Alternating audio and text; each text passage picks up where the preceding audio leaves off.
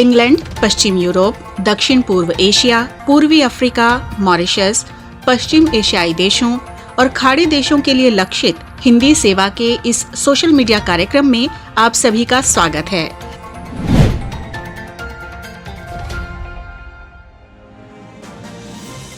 All India radio की ये हिंदी सेवा है। अब आप मुनीश शर्मा से समाचार सुनिए। देश में 43,082 लोगों में संक्रमण के बाद संक्रमित लोगों की संख्या 93,09,788 हो चुकी है। स्वास्थ्य मंत्रालय के अधिकारी ने बताया कि कल कोविड से 492 लोगों के मरने की पुष्टि हुई और इसके साथ ही मृतकों की संख्या 1,35,715 हो गई। इस समय 4,55,555 रोगियों का उपचार चल रहा है। पिछले 24 घंटों के दौरान 39,379 लोग कोरोना से स्वस्थ हुए। देश में कोविड से स्वस्थ लोगों की संख्या 87,18,517 हो गई है। स्वस्थ होने की दर 93.65% हो गई है। देश भर में पिछले 24 घंटों के दौरान 11,31,000 कोविड नमूनों की जांच की गई और इसके साथ ही जांच का आंकड़ा 13,70,00,000 से अधिक होकर एक नया कीर्तिमान स्थापित कर चुका है। केंद्र सरकार और भारतीय आयुर्विज्ञान अनुसंधान परिषद ICMR ने योजनाबद्ध तरीके से जांच की मूलभूत सुविधाओं में विस्तार किया है। स्वास्थ्य मंत्रालय ने कहा है कि उच्च स्तरीय जांच से कोविड-19 संक्रमितों की शीघ्र पहचान, संगरोध और प्रभावकारी उपचार हुआ है। मंत्रालय ने यह भी कहा कि इससे मृत्यु दर भी कम हुई है। अधिक जांच से प्रतिदिन संक्रमण की दर में गिरावट आ रही है, जो अब 4% से नीचे है। देश में विश्व स्वास्थ्य संगठन के मानक से 5 गुना यानी प्रतिदिन 10 लाख लोगों की जांच हो रही है। देश में इस वर्ष जनवरी से केवल एक जांच केंद्र national institute of virology Pune में था। आज जांच केंद्रों की संख्या भी बढ़कर 2,151 हो चुकी है, जिसमें से 1,169 सरकारी और 982 जांच केंद्र निजी क्षेत्र में हैं। भारत के विदेश मंत्री डॉक्टर एस जयशंकर और संयुक्त अरब अमारात के विदेश मंत्री शेख अब्दुल्ला बिन जायद अल नाहयान ने तमाम द्विपक्षीय मुद्दों पर चर्चा की।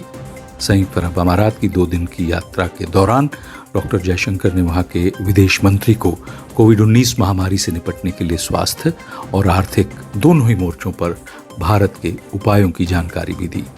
दोनों पक्षों ने व्यापार, निवेश, बुनियादी ढांचे, ऊर्जा, खाद्य सुरक्षा और रक्षा सहित व्यापक रणनीतिक साझेदारी के विभिन्न पहलुओं पर आपसी सहयोग की समीक्षा की। दोनों विदेश मंत्रियों ने हाल के क्षेत्रीय और अंतर्राष्ट्रीय विकास की भी चर्चा की और विभिन्न बहुपक्षीय मुद्दों पर समन्वय जारी रखने पर अपनी सहमति व्यक्त की।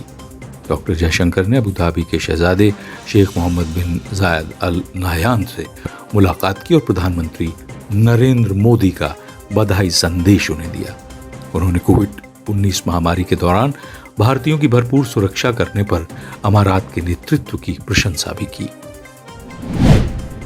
अबू धाबी में भारतीय समुदाय के प्रतिनिधियों के साथ एक वर्चुअल बैठक में डॉक्टर जयशंकर ने कोविड महामारी के दौरान समुदाय की देखभाल करने में भारतीय संघों के काम की भी प्रशंसा की और आश्वासन दिया कि कोविड के बाद की स्थिति से संबंधित मुद्दों पर सरकार पूरी जिम्मेदारी से काम करेगी। भारत के विदेश सचिव हर्षवर्धन श्रृंगला ने नेपाल के विदेश सचिव भरत पौड़ियाल से मुलाकात की और भारत नेपाल के आपसी संबंधों के विभिन्न पहलुओं पर चर्चा की। दोनों विदेश सचिवों ने दोनों ही देशों के बीच कोविड महामारी की चुनौती के बावजूद सहयोग के विभिन्न क्षेत्रों में हुई प्रगति पर संतोष व्यक्त किया। नेपाली पक्ष ने महामारी के दौरान निर्बाध व्यापार और वाणिज्य तथा विकास परियोजनाओं के क्रियान्वयन में भारत सरकार के सहयोग की सराहना की। विदेश सचिव श्रृंगला ने नेपाल की राष्ट्रपति विद्या देवी भंडारी से भी मुलाकात की और भारतीय राष्ट्रपति की ओर से उन्हें शुभकामनाएं प्रेषित की। इस बैठक में दोनों देशों के प्रगाढ़ संबंधों को और आगे ले जाने पर चर्चा हुई। नेपाल के प्रधानमंत्री KP शर्मा ओली के साथ मुलाकात में श्री श्रृंगला ने उन्हें प्रधानमंत्री नरेंद्र मोदी की शुभकामनाएं दी। श्री श्रृंगला ने प्रधानमंत्री मोदी के मानव केंद्रित वैश्वीकरण के आह्वान का भी उल्लेख किया। उन्होंने कहा कि भारत कोविड-19 के उपचार की वैक्सीन सभी को उपलब्ध कराने के प्रयास करेगा और नेपाल जैसे अपने निकटतम पड़ोसियों और प्रगाढ़ मित्रों तक पहुंचाने को तो प्राथमिकता देगा ही। ये समाचार आप ऑल इंडिया रेडियो की हिंदी सेवा से सुन रहे हैं। विश्व स्वास्थ्य संगठन ने कहा है कि कोरोना वायरस महामारी व्यायाम न करने का बहाना नहीं होना चाहिए। व्यायाम गतिविधियों के बारे में अपने नवीनतम दिशा निर्देशों में संगठन ने कहा है कि शारीरिक और मानसिक स्वास्थ्य के लिए व्यायाम बेहद महत्वपूर्ण है और आलस्यमय जीवन शैली के परिणाम गंभीर हो सकते हैं। विश्व स्वास्थ्य संगठन के प्रमुख टेड्रोस एधनोम घेब्रेयेसस ने कहा कि शारीरिक रूप से चुस्त रहना स्वास्थ्य के लिए सबसे आवश्यक है और यह हमें दीर्घायु करता है। भारत के नागर विमानन महानिदेशालय ने कोरोना वायरस संक्रमण को देखते हुए अंतर्राष्ट्रीय उड़ानों पर अपना प्रतिबंध 31 दिसंबर तक बढ़ा दिया है। लेकिन निदेशालय ने साथ ही ये भी कहा है कि कुछ मार्गों पर नियमित अंतर्राष्ट्रीय उड़ानों की अनुमति गुण दोष के आधार पर सक्षम अधिकारी द्वारा दी जा सकती है। नियमित अंतर्राष्ट्रीय उड़ानों पर लगाई गई रोक इस महीने की 30 तारीख को समाप्त हो रही थी। भारत ने अमेरिका, ब्रिटेन, फ्रांस, संयुक्त अरब अमारात, कतर, मालदीव, केन्या और भूटान सहित 18 देशों के साथ एयर बबल समझौतों के तहत उड़ानों की व्यवस्था कर रखी है। भारतीय रिजर्व बैंक के गवर्नर शक्तिकांत दास ने कहा है कि चालू राजकोषीय वर्ष की पहली तिमाही के बाद भारतीय अर्थव्यवस्था आशा से अधिक रफ्तार से मंदी से उबरी है। हालांकि साथ ही उन्होंने ये भी चेतावनी दी कि कोविड-19 का संक्रमण बढ़ने के कारण आर्थिक मंदी का जोखिम बना हुआ है। वो कल भारतीय विदेशी मुद्रा विनिमय कारोबारियों के संगठन की वर्षगांठ पर आयोजित एक कार्यक्रम को संबोधित कर रहे थे। रिजर्व बैंक के गवर्नर ने कहा कि आर्थिक वृद्धि की संभावनाओं में सुधार हुआ है, लेकिन त्योहारों के बाद बाजार में मांग बढ़ने का सिलसिला जारी रहने तथा कोविड वैक्सीन से जुड़ी बाजार की अपेक्षाओं के कारण आकलन पर निगरानी रखनी होगी। 8 राज्यों में कोविड-19 के मामलों में जबरदस्त वृद्धि को देखते हुए गृह मंत्रालय ने कोरोना वायरस संक्रमण पर अंकुश रखने के लिए राज्यों को नए दिशा निर्देश जारी कर दिए हैं। कोरोना से सर्वाधिक प्रभावित 8 राज्यों में कई आर्थिक और व्यापारिक गतिविधियों के प्रमुख केंद्र हैं। पिछले 2 महीनों में सरकार ने प्रोत्साहन की अनेक योजनाओं के जरिए अर्थव्यवस्था में मांग बढ़ाने के लिए 2 पैकेज भी घोषित किए हैं। केंद्रीय मंत्री नितिन गडकरी ने कल उत्तर प्रदेश में 74 अरब 77 करोड़ रुपए की लागत वाली 16 राष्ट्रीय राजमार्ग परियोजनाओं की आधारशिला रखी। वर्चुअल रूप में आयोजित कार्यक्रम में मुख्यमंत्री योगी आदित्यनाथ भी उपस्थित थे। इन परियोजनाओं के जरिए प्रस्तावित 505 किलोमीटर लंबी सड़कें बनने के बाद राज्य में संपर्क, सुविधा और आर्थिक विकास में मदद मिलेगी।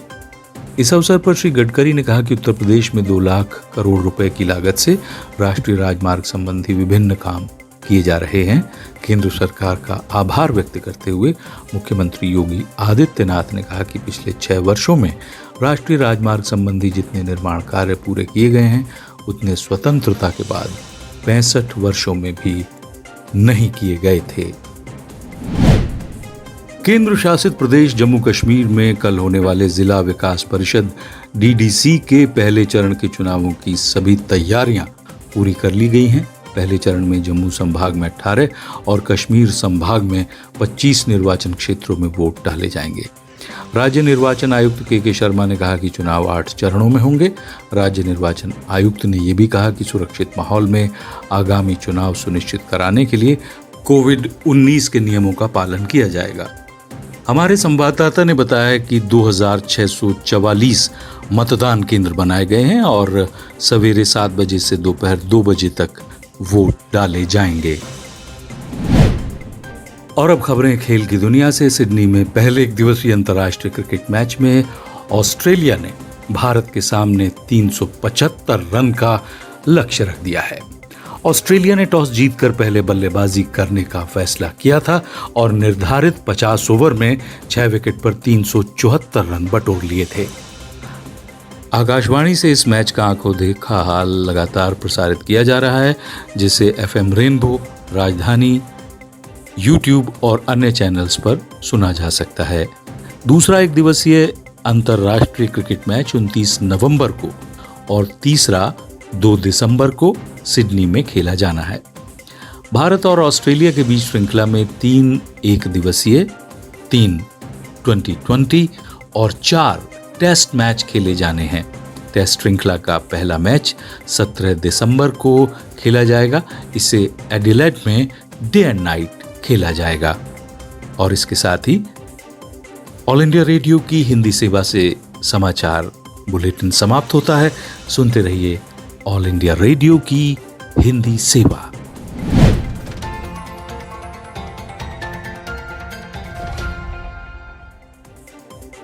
ऑल इंडिया रेडियो की ये हिंदी सेवा है। अब प्रस्तुत है समाचार पत्रों से। संकलन एवं स्वर देवेंद्र त्रिपाठी का। समाचार पत्रों की सुर्खियों पर सबसे पहले नजर डालें तो एक राष्ट्र एक चुनाव देश की जरूरत संसद और विधानमंडलों के पीठासीन अधिकारियों के अखिल भारतीय सम्मेलन में प्रधानमंत्री के इस आह्वान को जनसत्ता सहित सभी अखबारों ने प्रमुखता से दिया है। राष्ट्रीय सहारा ने कृषि कानूनों के विरोध में किसानों के दिल्ली कूच के बीच कृषि मंत्री नरेंद्र सिंह तोमर का बयान प्रकाशित किया है। सरकार किसानों से खुले मन से वार्ता को तैयार। दैनिक जागरण लिखता है, दिल्ली घेराव की किसानों की जिद ने किया हलकान, जगह जगह लगा जाम। भारतीय सेना को जल्द मिलेंगे इजरायली हेरोन और अमेरिकी मिनी ड्रोन। राजस्थान पत्रिका ने बताया है, इनसे चीन से लगती सीमा और पूर्वी लद्दाख में निगरानी मजबूत होगी। अमर उजाला की खबर है, कश्मीर के अंतर्राष्ट्रीयकरण का दुस्साहस करने वाले पाकिस्तान को एक बार फिर इस्लामी देशों के संगठन OIC से झटका। विदेश मंत्रियों की परिषद के सत्र में कश्मीर मुद्दा रहेगा चर्चा से बाहर। दैनिक भास्कर की सुर्खी है, जम्मू कश्मीर में सुरक्षा बलों पर आतंकियों के हमले में 2 जवान शहीद, सेना ने दिया मुंहतोड़ जवाब। महबूबा मुफ्ती की पीपुल्स डेमोक्रेटिक पार्टी के 3 नेताओं के इस्तीफे की खबर को भी नवभारत सहित सभी अखबारों ने प्रमुखता से छापा है। उत्तर प्रदेश में कोरोना प्रोटोकॉल को लेकर जारी हाल के दिशा निर्देशों के बीच दैनिक जागरण ने मुख्यमंत्री का बयान प्रकाशित किया है। शादी समारोह के लिए अनुमति जरूरी नहीं, पुलिस को सिर्फ सूचना दें। दैनिक ट्रिब्यून की सुर्खी है, जेल से बाहर सरकार गिराने के षड्यंत्र में फोन कर फंसे लालू, FIR दर्ज।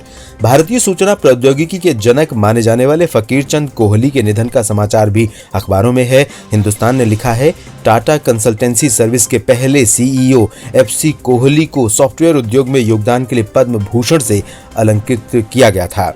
अगले शैक्षिक सत्र में स्थानीय भाषाओं में भी होगी इंजीनियरिंग समेत विभिन्न तकनीकी पाठ्यक्रमों की पढ़ाई। दैनिक जागरण के अनुसार IIT BHU नए सत्र में हिंदी में इंजीनियरिंग की पढ़ाई कराने वाला पहला संस्थान बनेगा। जनसत्ता के संपादकीय का शीर्षक है, संकट और चुनौतियां। कोरोना से पार पाने की राह में मुश्किलें आसान होती नजर नहीं आ रही हैं, पत्र ने लिखा है। और पत्र आगे लिखता है, एक तरफ कई राज्यों में फिर से इसका संक्रमण तेजी से फैल रहा है तो दूसरी ओर इसके टीके के आने में बाधाएं खड़ी हो रही हैं। उम्मीद की जा रही है कि साल के अंत तक इसका कोई टीका आ जाएगा और जल्द ही इस संकट से निजात मिल सकेगी। मगर ऑक्सफोर्ड के टीके को लेकर जिस तरह विवाद खड़ा हुआ है, उससे लगता है कि इसके बाजार में आने में अभी वक्त लग सकता है। ऑक्सफोर्ड के कोरोना टीके का परीक्षण रोक देना पड़ा है।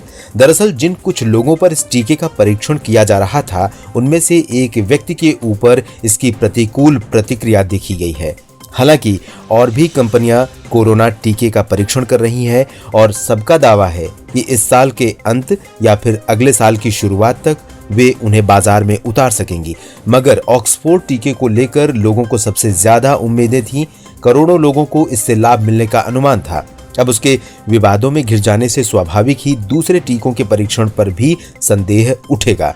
विषाणुरोधी टीकों का परीक्षण काफी जटिल प्रक्रिया से गुजरता है। खासकर कोविड-19 जैसे विषाणु का टीका तैयार करना काफी चुनौतीपूर्ण काम है। इसमें एक भी चरण में बाधा पहुंचती है या किसी भी तरह का प्रतिकूल प्रभाव नजर आता है तो वो टीका बनाने वालों के लिए चेतावनी की तरह होता है। हालांकि वैज्ञानिक परीक्षणों में विफलताएं हमेशा एक नया और बेहतर कदम बढ़ाने का अवसर देती हैं। इसलिए इस विफलता को लेकर बहुत निराश होने की बात नहीं है, पर यह अवश्य हुआ है कि इससे कोरोना पर काबू पाने में कुछ विलंब होगा।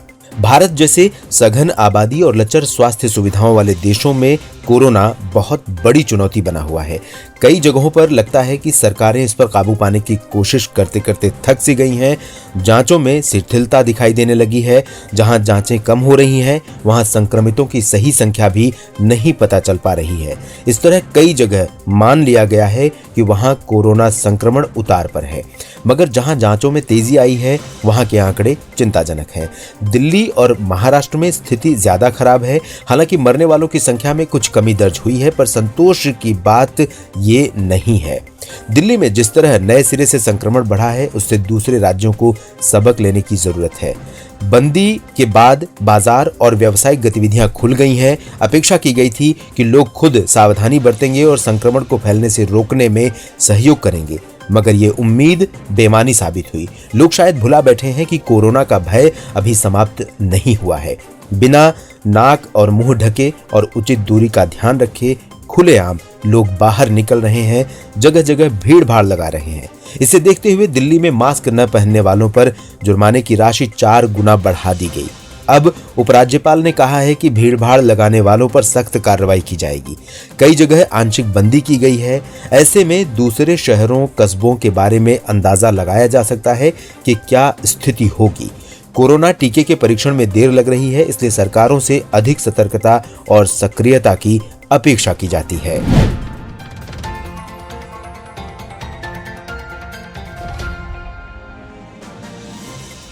ये ऑल इंडिया रेडियो की हिंदी सेवा है। प्रस्तुत है सामयिक वार्ता। विषय है प्रधानमंत्री ने कहा, भारत की नीतियां तकनीकी क्रांति के अनुरूप। आलेख एन भद्रन नायर का, कार्यकारी संपादक इंडियन साइंस जर्नल। अनुवाद एवं स्वर देवेंद्र त्रिपाठी का। प्रधानमंत्री श्री नरेंद्र मोदी ने कार्बन मुक्त ऊर्जा विकास के भारत के रोड मैप को रेखांकित करते हुए भारतीय नवीकरणीय ऊर्जा क्षेत्र को निवेश के लिए एक आकर्षक क्षेत्र के रूप में सामने रखा है। नवीकरणीय ऊर्जा पर वैश्विक सम्मेलन री इन्वेस्ट 2020 का उद्घाटन करते हुए प्रधानमंत्री मोदी ने नवीकरणीय ऊर्जा क्षेत्र में भारत की प्रगति पर विस्तार से बात की। वर्चुअल माध्यम से आयोजित इस कार्यक्रम में श्री मोदी ने कहा कि भारत की विकास यात्रा बीते 6 वर्षों में अद्वितीय रही है। उन्होंने कहा कि हम अपने ऊर्जा उत्पादन क्षमता और इसके प्रसारण तंत्र का विस्तार कर रहे हैं, ताकि ये सुनिश्चित किया जा सके कि भारत के प्रत्येक नागरिक तक बिजली की पहुंच हो, जिससे वो अपनी पूर्ण क्षमता का इस्तेमाल कर सके। साथ ही साथ हम इस बात का भी ध्यान रख रहे हैं कि ज्यादा से ज्यादा ऊर्जा उत्पादन नवीकरणीय स्रोतों के माध्यम से किया जाए। उद्घाटन सत्र में इजराइल के प्रधानमंत्री बेन्यामिन नेतन्याहू और नीदरलैंड के प्रधानमंत्री मार्क रुट भी शामिल होने वाले प्रमुख नेताओं में से थे। वर्चुअल माध्यम से आयोजित इस 3 दिवसीय सम्मेलन का इस बार का विषय है टिकाऊ ऊर्जा परिवर्तन के लिए नवाचार। इसका उद्देश्य नवीकरणीय ऊर्जा क्षेत्र के विकास के लिए वैश्विक प्रयासों को तेज करना और वैश्विक निवेश समुदाय को भारतीय ऊर्जा क्षेत्र और इसमें काम करने वालों के साथ जोड़ना। इस वैश्विक सम्मेलन में ऊर्जा के उपलब्ध विकल्पों के साथ साथ विनिर्माणकर्ताओं, निवेशकों और नवाचार करने वाले उद्यमियों द्वारा अपने उत्पादों की प्रदर्शनी की जाएगी। इस सम्मेलन में दुनिया भर से लगभग 75 अंतर्राष्ट्रीय मंत्री स्तरीय प्रतिनिधिमंडल, लगभग 1000 वैश्विक नेता और विभिन्न क्षेत्रों के 50,000 प्रतिनिधिमंडल हिस्सा ले रहे हैं। आज भारत नवीकरणीय ऊर्जा क्षमता के मामले में विश्व में 4थे स्थान पर पहुंच गया है और दुनिया के सबसे तेज नवीकरणीय ऊर्जा उत्पादन करने वाले देशों में द्रुत गति से आगे बढ़ रहा है। भारत की नवीकरणीय ऊर्जा उत्पादन क्षमता वर्तमान में बढ़ते हुए 136 गीगावाट हो गई है, जो कि हमारे कुल ऊर्जा क्षमता का 36% है। प्रधानमंत्री ने कहा कि हमारा लक्ष्य नवीकरणीय ऊर्जा उत्पादन क्षमता को 2022 तक बढ़ाकर 220 गीगावाट करने का है। श्री मोदी ने कहा कि नवीकरणीय ऊर्जा क्षेत्र में भारत में हुई प्रगति के चलते भारत को जलवायु परिवर्तन से निपटने की अपनी प्रतिबद्धताओं को भी पूरा करने में मदद मिल रही है। प्रधानमंत्री ने कहा, वैकल्पिक ऊर्जा स्रोतों में हमारा निवेश और व्यापक प्रयास अब इसकी कीमतों में कमी ला रहे हैं। हमने दुनिया को दिखा दिया है कि पर्यावरण अनुकूल नीतियां भी अर्थव्यवस्था के लिए बेहतर हो सकती हैं। आज भारत दुनिया के कुछ उन चुनिंदा देशों में शामिल हो गया है जो 2 डिग्री तापमान की अपनी प्रतिबद्धताओं को पूर्ण करने के लिए सही दिशा में आगे बढ़ रहे हैं। वैश्विक निवेशकों से प्रधानमंत्री मोदी ने कहा कि अब भारत में नीतियां तकनीकी क्रांति के अनुरूप तैयार की जा रही हैं। नवीकरणीय ऊर्जा क्षेत्र को आकर्षक निवेश क्षेत्र बताते हुए श्री मोदी ने कहा कि पिछले 6 वर्षों में भारत में इस दिशा में 64 बिलियन अमेरिकी डॉलर का निवेश किया गया है। प्रधानमंत्री ने कहा कि भारत ऊर्जा विकास को लक्षित कर रहा है ताकि सौर ऊर्जा आधारित सिंचाई व्यवस्था उपलब्ध कराकर कृषि क्षेत्र को मजबूती दी जा सके। भारत ने नवीकरणीय ऊर्जा परियोजनाओं में निवेश के अनुकूल माहौल बनाते हुए अब वैश्विक निवेशकों के स्वतंत्र रूप से या भारत के स्थानीय साझेदारों के साथ मिलकर निवेश का रास्ता साफ कर दिया है। नई ऊर्जा नीतियों में समग्र राष्ट्रीय हाइड्रोजन ऊर्जा मिशन को भी शामिल किया गया है। इसके अंतर्गत हाइड्रोजन और ऑक्सीजन अणुओं के योग से हाइड्रोजन ईंधन का उत्पादन किया जाता है। हाइड्रोजन ऑक्सीजन से विद्युत रसायन प्रतिक्रिया कर ठीक उसी प्रकार विद्युत उत्पादन करता है जिस तरह से एक बैटरी जल और गर्मी पाकर करती है। प्रधानमंत्री ने निवेशकों से कहा कि भारत में नवीकरणीय ऊर्जा की मांग की प्रबल संभावनाएं हैं और ये क्षेत्र प्रतिवर्ष $20 बिलियन का व्यवसाय सृजित कर सकता है। आगामी 3 वर्षों में भारत में सौर ऊर्जा की मांग बढ़ते हुए 36 गीगावाट तक पहुंच सकती है। जलवायु परिवर्तन के खिलाफ संघर्ष में विश्व में एक प्रमुख भागीदार होने के नाते भारत ने संयुक्त राष्ट्र के टिकाऊ विकास लक्ष्य को प्राप्त करने के लिए उल्लेखनीय प्रगति की है। विशेष रूप से ऊर्जा उपलब्धता के संदर्भ में बीते 1 दशक में भारत के कुल ऊर्जा उत्पादन की तुलना में उत्सर्जन 20% से ज्यादा कम हुआ है। आज देश की प्रति व्यक्ति कार्बन उत्सर्जन की स्थिति 1.6 टन है, जो कि विश्व के 4.4 टन की तुलना में बहुत कम है। यद्यपि सकल घरेलू उत्पाद की तुलना में उत्सर्जन में कमी लक्ष्य के स्तर पर पहुंच गई है, फिर भी न्यूनतम कार्बन के साथ ऊर्जा आपूर्ति एक चुनौती आगे भी बना रहेगा। अंतर्राष्ट्रीय ऊर्जा एजेंसी के अनुसार 2040 तक भारत में ऊर्जा मांग में 2 गुनी वृद्धि हो सकती है। भारत ने ऊर्जा क्षमता को बेहतर करने में निश्चित तौर पर उल्लेखनीय प्रगति की है, लेकिन मांग के अनुमानित लक्ष्य को हासिल करने के लिए भारत के ऊर्जा क्षेत्र में बड़े पैमाने पर निवेश की आवश्यकता है। ऊर्जा क्षमता को बढ़ाकर भारत 2040 तक ऊर्जा आयात में कमी कर लगभग 190 बिलियन अमेरिकी डॉलर तक की बचत कर सकता है और पारंपरिक ऊर्जा उत्पादन को दोगुना करने से बच सकता है। ये था ऑल इंडिया रेडियो के विदेश प्रसारण प्रभाग की हिंदी सेवा का YouTube कार्यक्रम।